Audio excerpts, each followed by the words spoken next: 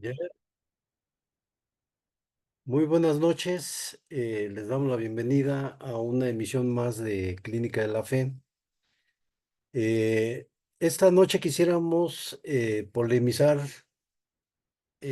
una de las cuestiones más álgidas que hemos estado tratando de discutir en estas conversaciones, y es si el espacio religioso y las, los liderazgos autoritarios en realidad victimizan al feligrés o despersonalizan, como lo discutíamos en la última sesión,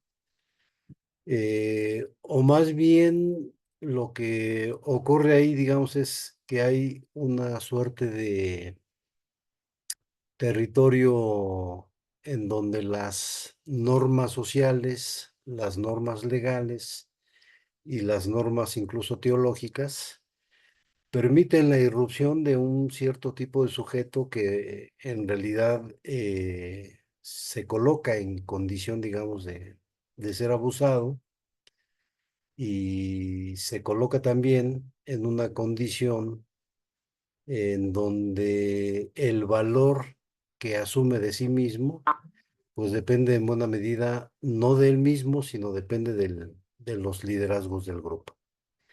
Y nos ha parecido conveniente un poco traer aquí a la discusión, pues una figura que un filósofo italiano de nombre Giorgio Agamben ha trabajado de manera exhaustiva, que es el término de sacerización, y que justamente proviene de una truculenta historia legal de la época expansiva del Imperio Romano, donde pues lo que ocurría, digamos, era una estrategia, sí militar, pero fundamentalmente legal, frente a aquellos pueblos que se oponían al, al empuje, digamos, del Imperio Romano, y se negaban a someterse y más bien construían, digamos, lógicas de resistencia. Entonces los romanos, para no invertir demasiado dinero o no ocupar demasiadas legiones en tratar de someter a estos pueblos, lo que diseñaron fue una estrategia legal que permitía, justamente esta estrategia legal, dar muerte a los miembros de ese grupo en rebeldía, sin que los asesinos fuesen juzgados por la ley, eh, y sin que los asesinos fuesen acusados de delincuentes o de gente que caía o rayaba, digamos, en actos no legales, ¿no? Y esta ley se llamaba justamente la ley Sacer, ¿no? La ley Sacer un poco habla o del Homo Sacer, como hacía explícita la ley, que básicamente significa el hombre sagrado, y que implicaba, digamos, que una ley, como la ley romana, incluyera a un hombre sagrado como eje central de una ley. Pues básicamente lo que producía esta ley era eliminar las características humanas del pueblo sacerizado, y de otro lado, poner a ese mismo pueblo como en un lugar, digamos, de sacralización, de tal modo que quedaba, digamos, el pueblo señalado atrapado, de un lado, atrapado en una deshumanización, y del otro lado atrapado en una sacralización. Eh, y eso lo que producía era justamente equiparar a ese pueblo a los animalitos que comúnmente utilizaban los romanos para sacrificar a sus dioses. Entonces, un hombre sacerizado o un hombre sacralizado podía ser justamente ejecutado sin que esto tuviese implicaciones legales para quien producía la muerte. Eh, esta ley, en realidad, Giorgio Agamben la desentierra del olvido, justamente para explicar que en estas épocas contemporáneas, la figura de el Homo Sacer o la figura del hombre sagrado sigue existiendo en las leyes contemporáneas. Y el síntoma más obvio, pues es el caso de los migrantes, que se sabe y se conoce, digamos que en todos los países a los migrantes se les da muerte y los asesinos por regla general no son perseguidos porque justamente dieron muerte a alguien que no contaba con la protección legal. Y para Agamben, alguien como un migrante, pues es puesto es sacerizado, ¿no? Es sacralizado. Eh, y en los grupos religiosos donde opera, digamos, el abuso, eh, pues aparece algo similar, o sea, alguien es abusado justamente porque quien abusa sabe que no va a tener consecuencias legales, ni va a tener repercusiones policíacas, ni va a ser encarcelado, ni va a ser señalado, ni va a ser llevado a tribunales, justamente porque ejerce abuso sobre personas que, dadas sus trayectorias de vida, pues pueden encontrarse, digamos, en condición sacerizada, ya sea por una autopercepción errónea de suponer que no tiene derechos, o ya sea porque la misma historia de la persona justamente arroja, digamos, un balance en donde permanentemente, digamos, las personas que asisten a cierto grupo religioso, pues permanentemente han estado siendo abusadas y que en un grupo religioso se abuse de ellos, pues no lo ven como extraño o diferente, ¿no? Y esa condición justamente los pone en condición de vulnerabilidad en la medida, digamos, de que no conciben, digamos, lo que los líderes religiosos hacen en contra de ellos como si fuesen delitos, aunque las leyes de los países en donde esto ocurre sí conciben, digamos, algunas conductas de ciertos líderes religiosos como delito. Y ahí se vuelve, digamos, invisible el asunto, ¿no? O sea, un sacerizado que además acepta su condición de sacerización, pues no va a acudir a las autoridades a denunciar. Entonces, el problema, digamos, del abuso en los grupos confesionales se vuelve bien complejo porque justamente juegan mucho, digamos, con esta condición sacerizada de muchos de los feligreses, ¿no? Pues eso es lo que discutiremos. Entendemos, digamos, que es muy polémico el tema y pues vamos viendo a ver en qué coincidimos y en qué aspectos no es posible coincidir.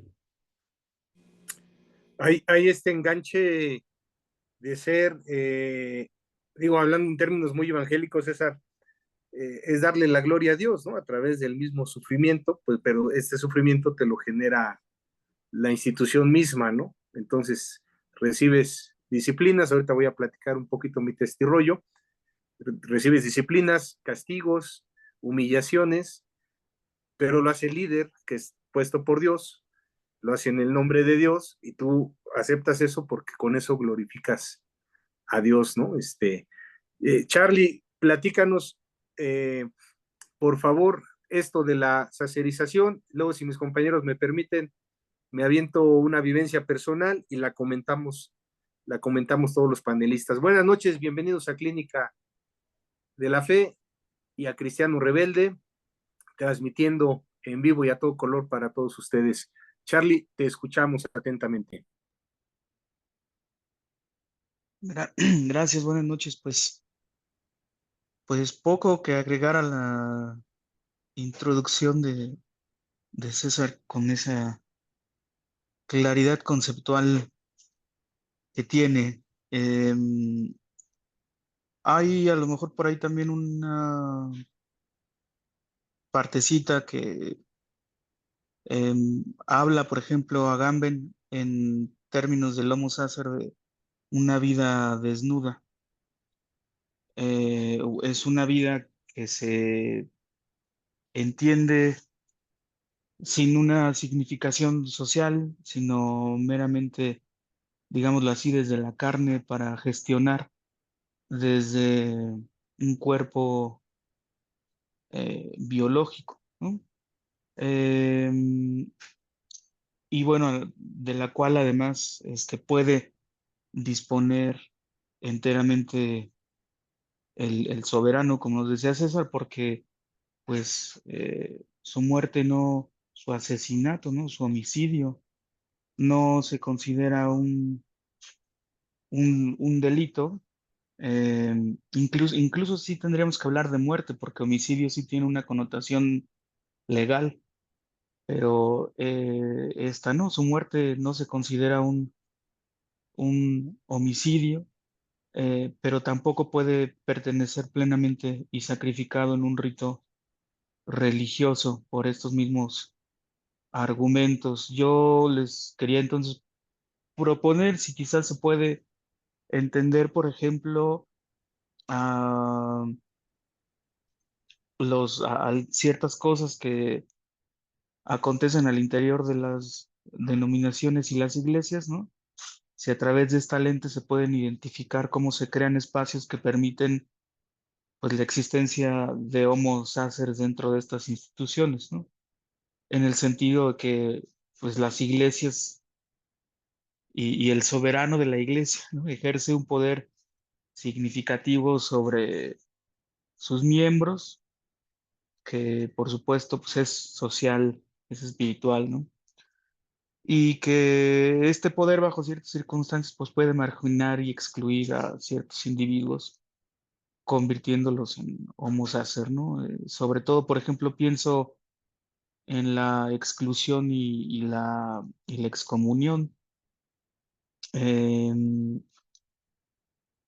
individuo excomulgado que es expulsado de una comunidad religiosa, pues queda, me parece, a ver qué opinan ustedes, en una posición de vida nuda o de vida desnuda en relación con la iglesia, porque pues pierde su estatus, pierde su voz, pierde los derechos dentro de la comunidad de creyentes, ¿no? Quedando además en un estado de excepción, pues donde la iglesia ya no lo protege ni lo considera parte de su cuerpo social. Yo tengo amigos que han sido expulsados de sus iglesias y denominaciones y no es solamente el hecho de que lo expulsan, sino que el hecho de que lo expulsan y parece que hay toda una campaña alentada por los soberanos de hacerles además la vida imposible. O sea, es decir, eh, pues sí, en el entendido de que ya no son miembros de la comunidad, ya no eres más uno de los nuestros, ¿no? Y entonces, pues sin problema alguno, eh, pues está permitido no solo la exclusión y la marginación, sino incluso pues otro tipo de agresiones, ¿no? Y está como bien visto y es permitido. Y lo curioso es que acá eso diríamos no es delito ni es pecado, ¿no? Está en ese espacio, en esa zona gris. eh, y aunque estos individuos a veces no queden formalmente excomulgados, sí son tratados como además una amenaza a la integridad doctrinal, ¿no? Pues son silenciados y se les condena a una existencia precaria dentro de la estructura eclesiástica, porque eso también es otra forma, o sea, es decir, te puedo no excomulgar formalmente, pero te mantengo a través de marginarte al interior de la propia iglesia. Es como una exclusión y una inclusión al mismo tiempo, ¿no? Por ahí también Giorgio Agamben va a decir que la inclusión y la exclusión pues están íntimamente relacionadas, que incluso se excluye para incluir. Una cosa ahí medio compleja, porque sí, pues pueden no ser expulsados, pero sí marginados y silenciados dentro y reducidos a una existencia precaria, ¿no? A una existencia que no importe y que además, pues como no son reconocidos, pues se abre una ventana para todo tipo de eh, abusos y vejaciones dentro de estas prácticas, porque pues los sujetos quedan vulnerables como en espacios no definidos, ¿no? Y es ahí pues donde se pueden aprovechar esos vacíos legales y espirituales para disponer del otro, ¿no? De la manera en la que a uno se le plazca. Por supuesto que esto es, por decirlo menos, problemático. Tendríamos que decir más cosas al respecto, pero hasta aquí dejaría primero mi participación. Gracias, Charlie. Pues iba yo a comenzar mi testirrollo que hoy les quiero compartir, planteando esto que describes, que yo le llamaría dentro de mis propias palabras, una muerte en vida, Charlie. No sé si estás de acuerdo, porque estás vivo, sí, te tienen ahí en la comunidad, no te expulsaron, pero estás quemado social y moralmente, estás en caída libre y en esta sacerización de la que se ha descrito muy bien los términos, pues estás muerto en vida, Charlie. No sé si estés de acuerdo. Ya se nos fue Charlie. Sí, no, sí, perdón, es que tardo en prender otra vez el micrófono. Sí, totalmente de acuerdo. No, no quiero hacerla muy larga, pero ya nada más con esto termino, ¿no? En la obra de Franz Kafka, pues la llamada, la metamorfosis, que también se ha traducido ya últimamente como la transformación. En el alemán no queda claro que es una cucaracha, es más bien una traducción que tal cual cuando uno va a un diccionario de alemán dice animal no apto para el sacrificio. Eh, o sea, Kafka casi adelantándose a Gamben y a sus lecturas sobre el Homo sacer, ¿no? Es un animal no apto para el sacrificio. Y en la obra lo que vemos es, pues, cómo este sujeto Gregorio Samsa se despierta una noche después de un sueño intranquilo convertido en un monstruoso insecto, dice la traducción, pero la palabra alemana es en un monstruoso animal no apto para el sacrificio. Y ese es en este espacio donde a partir de cómo se despierta, pues hay una exclusión y una deshumanización. Lo convierte en un ser que ya no es reconocido por su familia y por la sociedad, cuya existencia además pues queda fuera del orden legal y social, reducido a una existencia precaria, sin derechos ni reconocimiento. Su transformación lo coloca en un estado de excepción donde pues su vida ya no tiene ningún valor, ¿no? Es una vida desnuda, vive una existencia meramente biológica. Su familia, que inicialmente muestra cierta compasión cuando se transforma, eventualmente lo abandona y lo empieza a tomar como una carga y como una plaga, ¿no? Evidenciando justamente pues cómo se va reduciendo su vida a una mínima existencia a familia, y claro, el poder soberano además de la familia, porque a medida que Gregorio va empeorando, la familia decide encerrarlo, ¿no? En la habitación y finalmente dejarlo morir.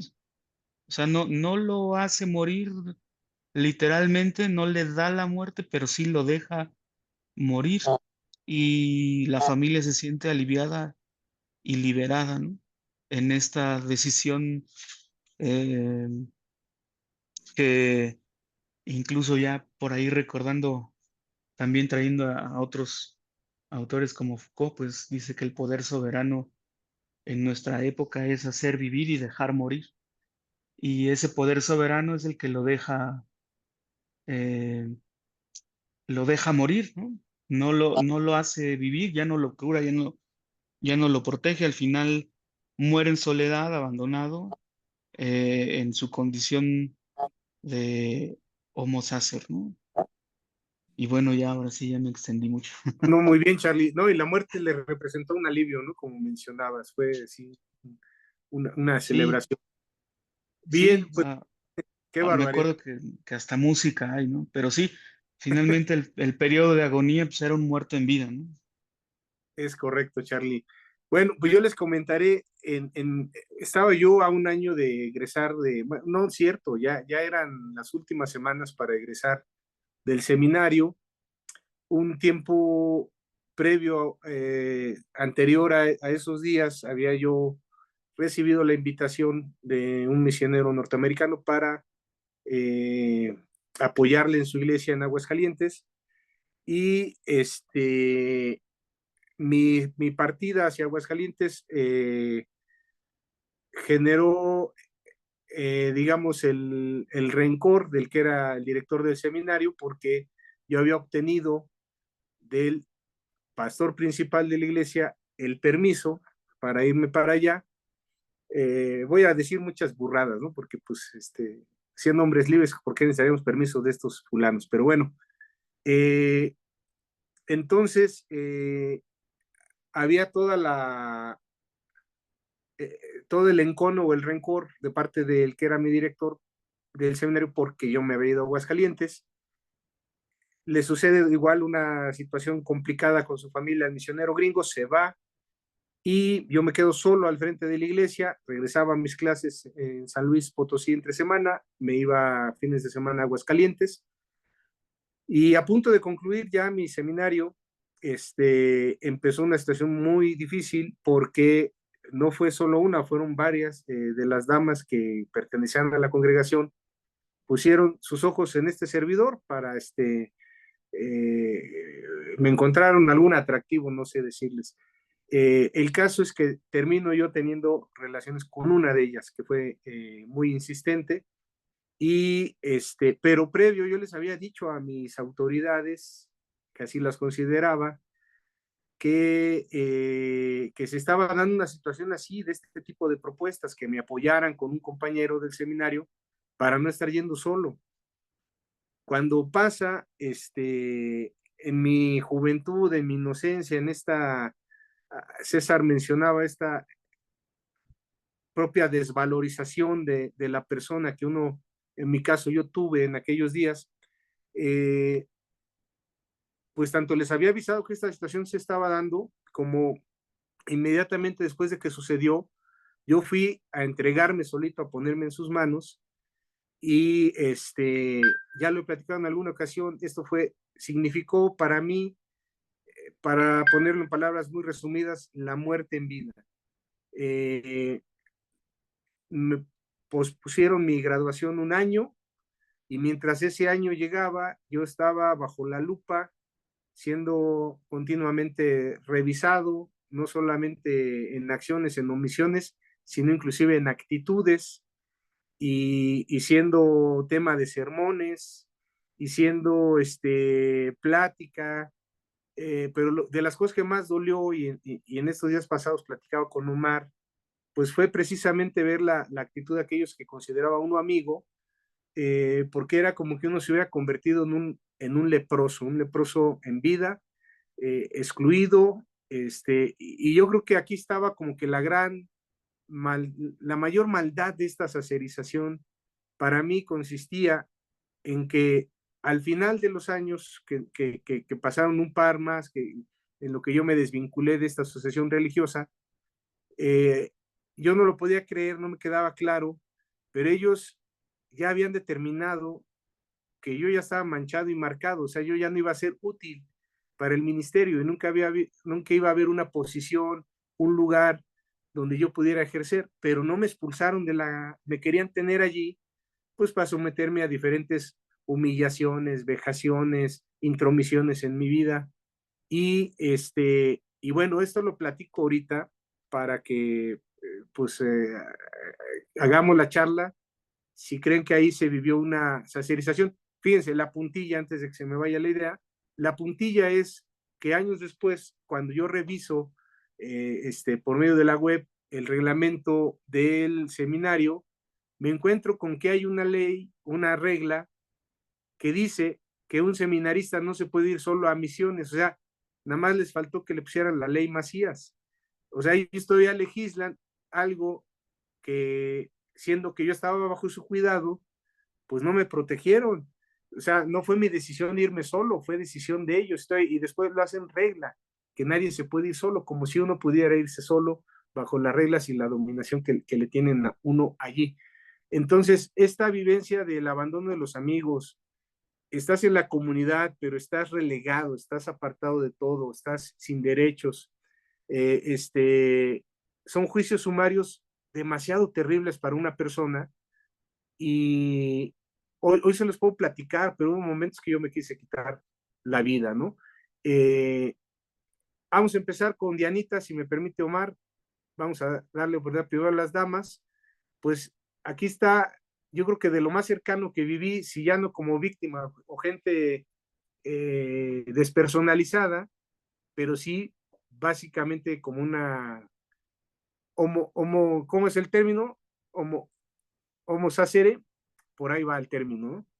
Dianita, ojalá no tengas una vivencia como la mía, pero te comparto la mía a ver qué opinas. No, pues creo que, pues ya como bien lo ha dicho César o el profe Alejandro, pues es lo que predomina, ¿no? En ese tipo de grupos. Y no solamente creo que dentro del grupo, sino también hacia afuera. El hecho creo que de los que nos llamábamos cristianos o evangélicos, el hecho de pensar en que hay algunas personas que son las elegidas por Dios y hay otras personas que no.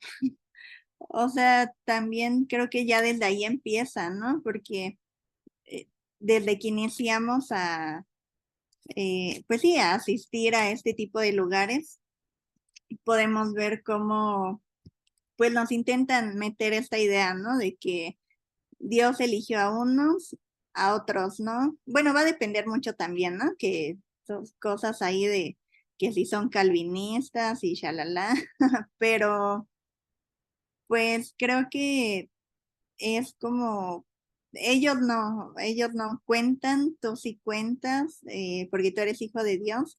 Y ya después, como tú bien dices, cuando uno falla, como no se te permite fallar y ya fallas, pues creo que es cuando sucede como lo que te pasó a ti, ¿no? Ahora ya dentro igual de este grupo, pues ya no hay como el apoyo que se tenía, ya no hay las amistades tampoco. Y yo hasta pienso, o sea, obvio ellos no te van a decir cuando fallan, o rara vez te lo van a decir, ¿no? Y sobre todo, o sea, menos el líder, el que tiene el poder, ¿no? Entonces, pues sí, creo que es algo hasta como inherente a estos grupos, ¿no? El tener ese trato hostil hacia las personas que ellos así lo juzgan, ah, pues sí, que no se han comportado o que no han seguido quizá como las reglas que ellos son los que ponen, ¿no? Como bien decías tú, o sea, ya no es como que, bueno, en primer lugar, de manera personal, yo digo cómo vamos a saber lo que Dios quiere, pero ya cuando estás en ese grupo ya son cosas que ellos te están diciendo, ¿no? Y te ponen trabas y es muy fuerte el impacto que tiene, por lo que tú también comentabas, o sea, el hecho de querer, pues hasta suicidarte. Creo que también nos ha pasado a muchos que asistíamos a ese tipo de lugares, ¿no? Como pues ya no verle sentido y cuesta trabajo ya después, pues sí, como buscar otro sentido en la vida o dejar de estar triste por todo lo que vivió uno, más si uno iba desde niño, creo que es como que tu mundo se va, ¿no? La burbuja donde estaba se rompe, pero sí, o sea, es terrible que pues mucha gente pasa por esto y en primer lugar o nadie la escucha o la escuchan y te dicen, no, pues es que yo no puedo hacer nada. En una iglesia me acuerdo que íbamos y fuimos a comentarlo con un pastor con el que después íbamos a su iglesia y se supone que él tenía como más injerencia dentro de ese grupito de, de franquicias, ¿no? De iglesias, le llamaban iglesias hermanas. Y cuando le comentamos, pues él decía, es que yo no puedo hacer nada, o sea, eso está fuera de mi injerencia, según él, ¿no? O sea, cuando yo sabía que tenía trato con personas de Estados Unidos o de República Dominicana, que es donde se supone que afiliaban a este tipo de iglesias que se consideraban de sana doctrina, ¿no? Y pues sí, fue así como, no, yo no tengo injerencia y aunque varias personas fueron a comentar los maltratos que vivían, eh, pues no hicieron nada y estoy segura de que porque esas personas son iguales, ¿no? Pasan lo mismo y pues si ellos comentan algo o acosan a alguien, pues seguramente esa otra persona también le sabe varias cosas y no lo sé. Digo, ya son suposiciones y cosas de las que no estoy segura, pero pues sí, no cambia nada, ¿no? Muchas gracias, Dianita. Pues no somos alcohólicos anónimos, pero adelante, Diana. Como se dice allí.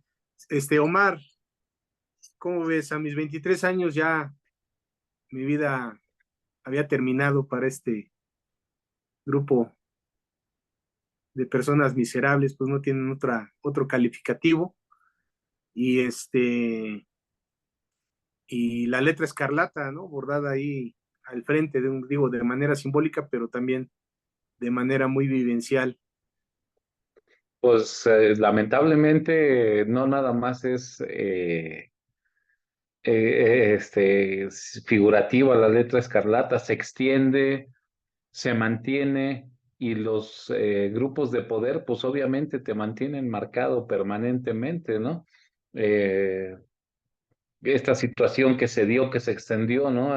En tu vida, pues efectivamente, esta crítica, control de poder que se llegó a sínodos, a concilios, en donde pues ya quedas excluido, ya quedas relegado, marcado, y pues sí, tu vida productiva como ministro, como alguien que podía haber transformado vidas, pues obviamente queda muy al margen. Es curioso que pues este fenómeno lamentablemente pues se da, caray, oye, en la vida personal, en la vida privada de una persona, en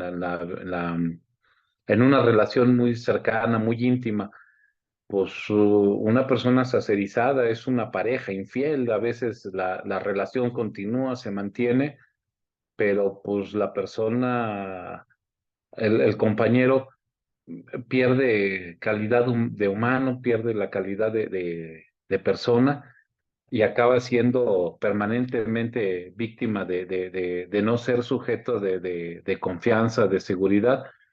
¿Cuántas veces hay relaciones en las que así se mantienen, ¿no? Seguimos en la relación, seguimos estando juntos, El pretexto que quieras, los hijos, la comodidad, el qué dirán de la sociedad, pero la relación que acaba muy dañada, acaba en una situación muy, muy desagradable en la que pues ya no te celo, ya no te vigilo, porque ya sé que me eres infiel, ya sé que me vas a fallar, ya me fallaste, me vas a volver a fallar, eso no hay duda, ¿no? Entonces esa situación pues se da en el núcleo de la sociedad, en lo más básico, pues obviamente para arriba se va a dar muchísimo más. Una congregación en la que efectivamente le lavan el coco a algún grupo de personas y esto pues obviamente extiéndelo a la empresa, al trabajo. En ningún lugar eres necesario, en ningún lugar eres indispensable, en todos te pueden sustituir, en todos te pueden cambiar, van a encontrar a alguien que hace el doble por la mitad de lo que tú cobras. Entonces, esa situación pues se puede extender a muchos lugares. La palabra sacerización pues sí es un término poco usado, poco conocido. La literatura académica pues, no lo marca mucho, no lo encuentras. Inclusive si lo buscas en diccionarios, estoy seguro que va a haber errores, te va a llevar hacia el concepto de un sacerdote o algo así, seguramente. Pero pues obviamente quien está metido en este entendimiento, en este razonamiento, pues va a encontrar algo de material más interesante en el que, pues a final de cuentas, eres una víctima, eres alguien sin valía, una persona sacerizada, es alguien que está al margen en su vida, en absoluto. ¿Qué tendrías que hacer para salir de ahí? ¿Qué tendrías que hacer para quedar fuera de esta situación, de este marcaje, ¿no? Ya estás marcado para el sacrificio o eres tan inútil que, pues no, ni siquiera te marco para el sacrificio, te dejo ahí en el montón, me sirves para hacer bulto, pero pues no me sirves para otra cosa más, ¿no? No eres ni un buen palero, ni eres un buen, elemento bajo ninguna circunstancia, ¿no? Entonces, cumplir con una función social, cumplir con alguna acción dentro de algún grupo, pues obviamente ya quedas marcado. Para mí, pues es que sí es término similar o es sinónimo una persona sacerizada o una víctima, pues acaba siendo casi lo mismo, ¿no? Por el trato que se le da, por lo desechable, por lo descartable que puede ser. Ahora, mira, grupos, me parece interesante ahorita y para terminar, no extenderme tanto, lo curioso es que grupos en donde las víctimas pueden expresar lo que tú, por ejemplo, ahorita expresaste, comunicaste, pues son grupos de autoayuda. Normalmente los grupos como AA es un lugar en donde tú vas a exponer tu situación de vida, lo víctima que fuiste, lo victimario que te convertiste, y eso va a servir para que el grupo vea qué tan bajo puedes caer, hasta dónde puedes llegar y que sí hay lugares, a final de cuentas sí hay lugares en donde encuentras valía entre la gente que te rodea, entre la agrupación. Y eso me parece interesante de los grupos que te descalifican, sí encontrar un lugar en donde puedes cambiar esa situación y que tu testimonio y tu valía, porque obviamente exponer esto, pues te descalifica en muchos ámbitos. Sin embargo, hay lugares en donde te aceptan porque, bueno, si fuiste el pecador, bueno, ya basta el tiempo pasado para lo que sucedió y de aquí en adelante una nueva criatura. No te dan oportunidad de esa nueva criatura en algunas agrupaciones. Gracias, Omar. César, pues hay que apuntar aquí varias cosas. Uno, que nos platiques acerca del autor que nos mencionaste, a este Giorgio Agamben, cuál es su área de expertise, ¿es psicólogo, es sociólogo? No es filósofo. Filósofo, bueno, para que tener el panorama. Ahora, César, este, parte de lo que un poco me ayudó en mi recuperación, y tú estuviste por ahí acompañándome en otro proceso que viví en otra denominación, yo hago dos distingos. En el primero, en mi juventud, en mi inexperiencia, en mi tener este rollo tan metido, eh, pues fue devastador para mi vida, ¿no? Y ya en el segundo, por lo menos en la estructura, aunque fue un juicio ficticio el que me hicieron, por lo menos yo tuve el desahogo de decirles su precio a mis juzgadores, ¿no? Y decirles la pata que cojeaban. Y eso fue muy catártico, aunque al final terminé expulsado y, ¿cómo se llama esto? Excomulgado y hasta me dijeron que yo ya no era pastor y sacaron un documento. La propia reacción de las comunidades a esa ficción que ellos hicieron, pues realmente a mí me dejó como que muy tranquilo. Pero en la primera experiencia, César, yo conocí la crueldad en el punto donde yo era una persona que iba en caída libre, un jovencito que iba en caída libre, y no hubo una mano que me detuviera, que me dijera, oye, cálmate, güey, o sea, la vida va a continuar, se va a estabilizar este rollo, eh, la regaste, pero vamos para adelante. Uno solo no lo tuve en ese tiempo, y lo que ayudó a mi catarsis es ver a la distancia, cuando yo me voy, en esa circunstancia, me voy a Río Verde, ahí, ahí de primera mano de la gente, de la comunidad, donde había sido su pastor, el que era mi director, el que me acuerdo mucho de la frase lapidaria que usaba, es que tomó ventaja de mí y me ocultó información y se fue a Aguascalientes.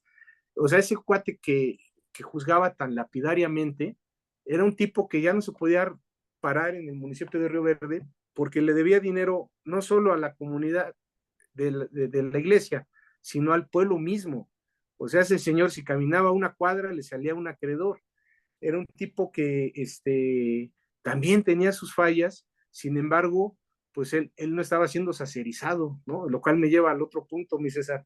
Este, Nos tocó un compañero que era bastantito conflictivo con nosotros, hijo de pastor, como compañero del seminario, pues la sufríamos con él porque pues sí tomaba acciones medias rudas, se nos perdían cosas, evidentemente era él. Cuando lo platicábamos con nuestras autoridades, lejos de ayudarnos, nos daban el avión, nos decían que estábamos nosotros mal, que nosotros éramos los que teníamos que orar por él y que no sé qué. Pero el día que le robó 50 pesos a un riquillo, a una familia de riquillos de la iglesia, ese mismo día lo regresaron a su pueblo, expulsado del seminario. Entonces, este rollo de ser sácer, ser carne de cañón, o sea, literal es que hay personas que están dentro de ese perfil, pero eso mismo no se lo harían a aquellos que les representa un interés principalmente en lo económico, César. ¿Está bien mi apreciación o cómo va el rollo? Es que hay una distinción que ya Carlos apuntaba, ¿no? Eh, el proceso de sacerización es un proceso que apunta básicamente a la pregunta de qué vida vale la pena y qué vida no vale la pena. Eh, y los sáceres son aquellas vidas consideradas como sin valor. Y en otros marcos teóricos creo que hay como un paralelismo. Por ejemplo, en psicología se trabaja mucho con la idea y la figura del chivo expiatorio. El chivo expiatorio que se describe en el libro de Levítico, pues era un macho elegido por el sumo sacerdote. y que era un macho que era tomado por los cuernos por el sumo sacerdote y el pueblo pues se formaba e iba informándole al sumo sacerdote cuáles habían sido sus pecados. Y como acto simbólico, el sumo sacerdote lo repetía y entonces los pecados simbólicamente caían sobre el chivo. Y recuerden que el chivo pues era un animal que una vez pasado toda la gente que iba a confesar sus pecados, pues era sacado de la ciudad y era arrojado al desierto. Un poco en la idea de que pues ahí el pecado se va ahí, ¿no? Entonces ahí el sacerizado era el chivo, pues. Pero en términos muy cotidianos siempre hay, digamos, este tipo de chivos.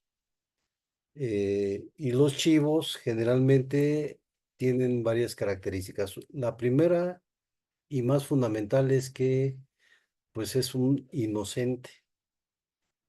O sea, muchas veces no tiene vela en el entierro.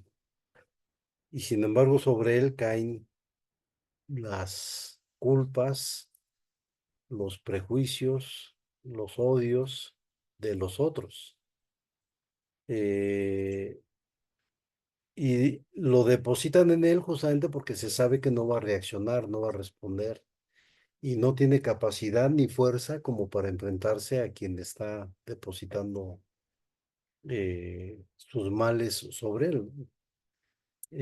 Entonces, la complejidad del hecho justamente permite, digamos, mover el foco de atención no en el territorio de la víctima y el victimario, sino moverlo al territorio de la construcción social, es decir, porque este tipo de fenómenos son constructos sociales.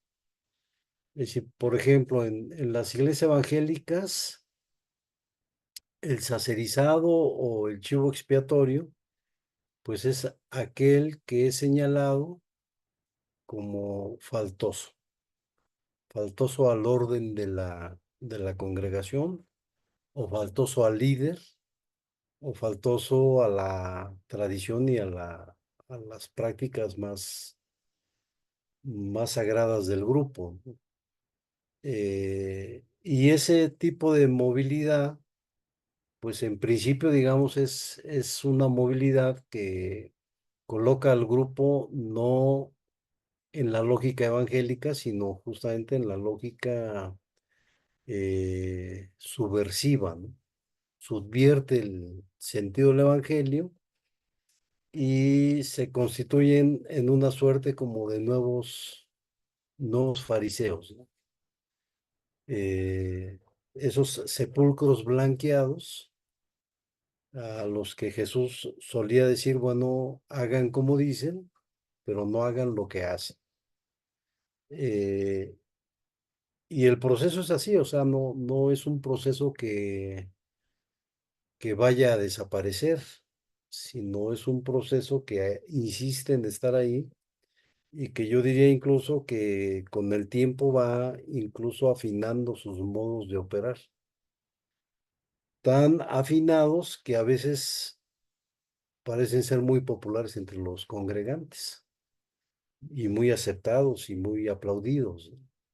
Cuando en realidad son justamente actitudes y procedimientos que lejos de llamar, digamos, al vínculo con Dios, me parece que alejan a la gente de Dios, porque el Evangelio es otra cosa. El Evangelio yo diría que es una apuesta por el sacerizado y los grupos religiosos son una apuesta por la sacerización.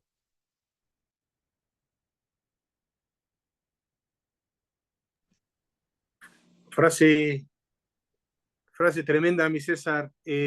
Bueno, y aquí para que cerremos una participación breve de cada uno de ustedes, compañeros, eh, tendríamos que entender entonces que la sacerización es inherente a los grupos, es decir, si mañana una utopía muy fumada si mañana Clínica de la Fe o Cristiano Rebelde abriera un lugar de reuniones para compartir de la palabra de Dios, terminaríamos sacerizando por ahí alguno. Y la otra, en sus palabras, pues me gustaría que pudieran abrir la posibilidad de un llamado a, pues a no aceptar, no tener que vivir esta sacerización, menos hablando específicamente dentro de un grupo religioso, que la gente pudiera entendernos que al final ellos son algo especial, si lo quieren ver especial para Dios, ellos son algo único y que pueden estar muy por encima de estas inercias violentas donde hagan de sus vidas estos líderes macabros, hipócritas, hagan de sus vidas carne de cañón. Un llamado a su libertad para que no se sometan a esto. Empezamos con Charlie, sigue Dianita, Omar y cerramos con César. Charlie, adelante, por favor. No, no tengo respuesta. Está muy complicado lo que planteas, o sea, porque además, pues sí, o sea, parece que es un mecanismo que replicamos casi como también en microescalas, ¿no? No necesariamente eh, como en macro, sino que también en la práctica podemos sacerizar a alguien. Se me ocurre, o sea, pienso incluso, por ejemplo, en otros territorios, como siempre, que no son solamente denominaciones, ¿no? En el fenómeno del bullying, pues el bullying es hacer de alguien un sácer, ¿no? Y participan todos, y a veces la lectura es que solo participa el, el buleador, y los demás son testigos, ¿no? Que tienen miedo también a ser buleados, lo cual pues puede ser cierto, pero eso no exime que también hay una ganancia secundaria al permitir que sobre el niño que sufre bullying, eh, pues, o sea, sufra bullying, ¿no? O sea, es decir, hay ganancia secundaria y también otra vez si metemos por ahí ese latoso concepto de goce, pues también el, todo el grupo lo goza, ¿no? O sea, no solamente es quien ejecuta, sino pues todos son partícipes y sigue siendo pues más que una solución, una interrogante que en la medida creo que nos preguntemos, pues, por lo menos puede advertirnos de detenernos, ¿no? Antes de sacerizar a alguien, ¿no? O sea, es decir, antes de tomar como decisiones bien súper seguras de que en determinado lugar anda el mal, ¿no? Pues preguntarnos si más bien nosotros no somos el mal, ¿no? Gracias, Charlie. Gracias, como siempre. Dianita,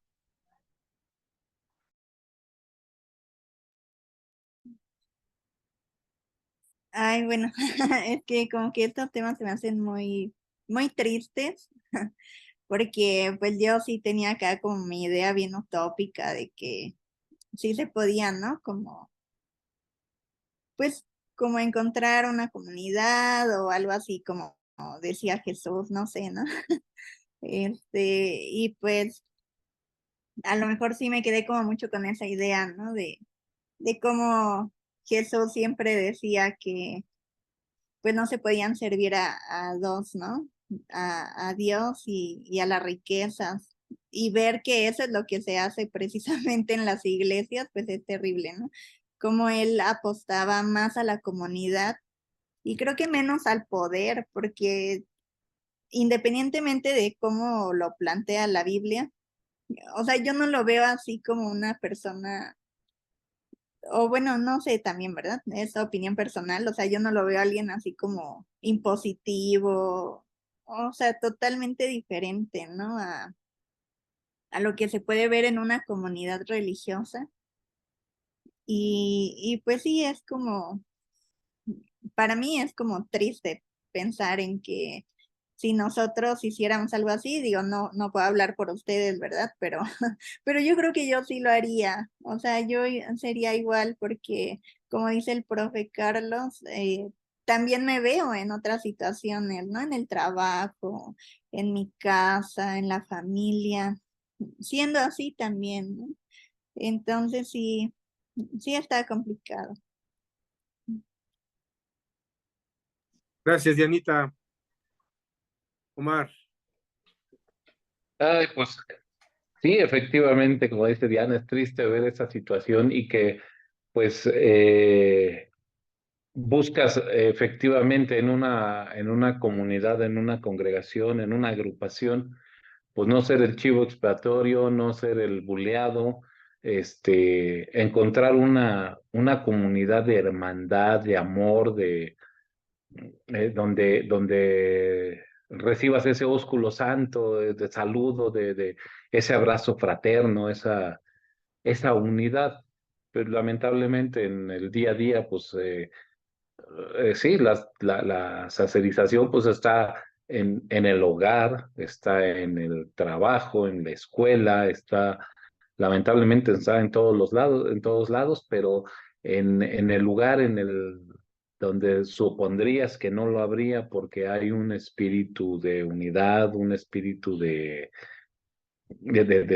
comprensión, de compasión, pues no lo tienes, ¿no? Lamentablemente lo vives con una agresión muy fuerte y dentro de las congregaciones, qué lamentable, qué triste, personalmente me tocó vivirlo, ¿no? O sea, esta congregación en la que en la que llegamos con un cambio de ciudad, o sea, ya la agresión era por pertenecer a otra ciudad, ya la agresión era en contra de toda la gente que estaba ahí dentro de la agrupación. ¿Tú qué sabes? El que llegó viene con un espíritu bien tranquilo de buscar unidad, de encontrar amor. Era motivo de burla la vestimenta que traía, porque siempre traía la misma ropa. Era la ropa la ropita de dominguear. Y caray, o sea, era motivo de burla cómo iba vestido. Pues eran los mejores trapos que tenían ahí en ese momento. El hecho de venir de otra ciudad, recibir agresión de parte de este grupo, o sea, dices, no es posible dentro de una congregación en donde presumen ser hijos, nietos, bisnietos de congregantes, de convertidos.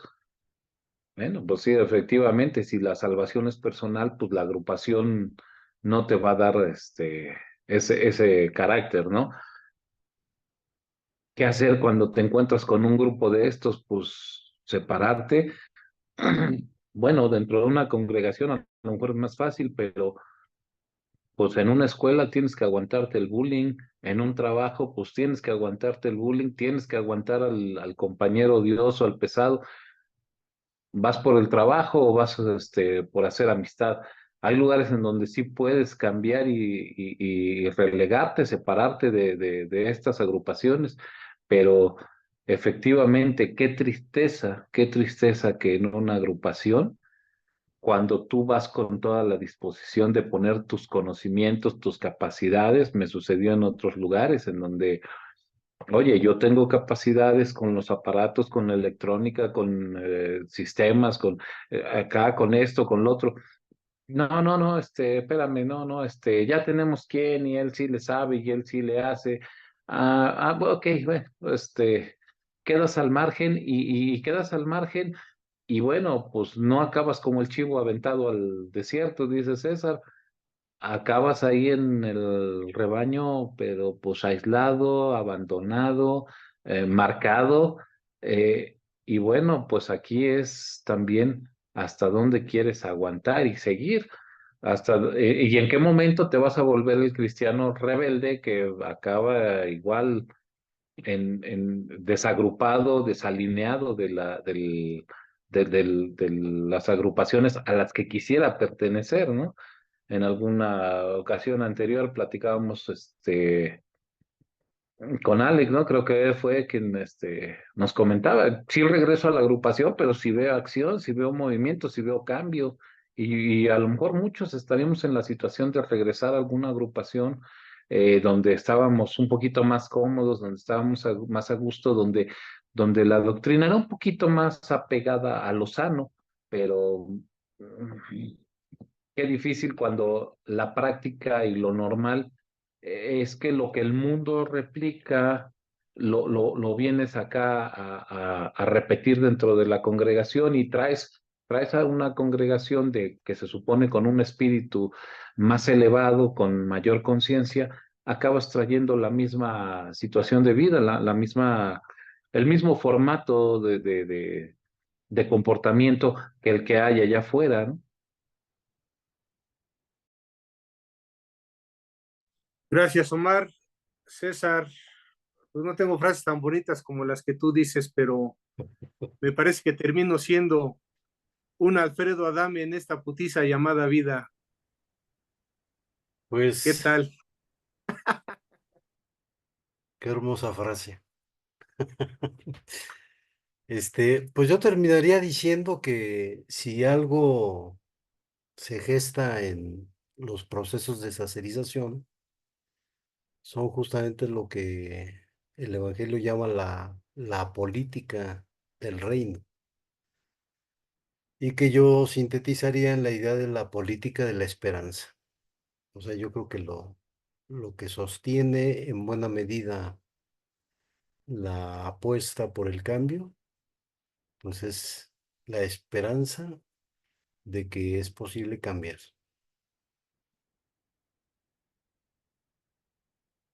Gracias, César, pero sobre todo gracias a ustedes, nuestra amable audiencia. Pues dejamos este video planteando una situación controversial, difícil, pero pues como ha dicho el profe César, también con el anhelo y la esperanza de que llegue el día en que veamos otros modelos de iglesia donde la, la regla y la costumbre sea el verdadero espíritu cristiano. Desde aquí un abrazo, les invitamos a seguirnos en la página de Facebook Clínica de la Fe, en el canal de YouTube Cristiano Rebelde, y por favor visiten nuestra página www.cristianorebelde.com. Ahí estamos a la orden. Un abrazo y nos vemos la próxima.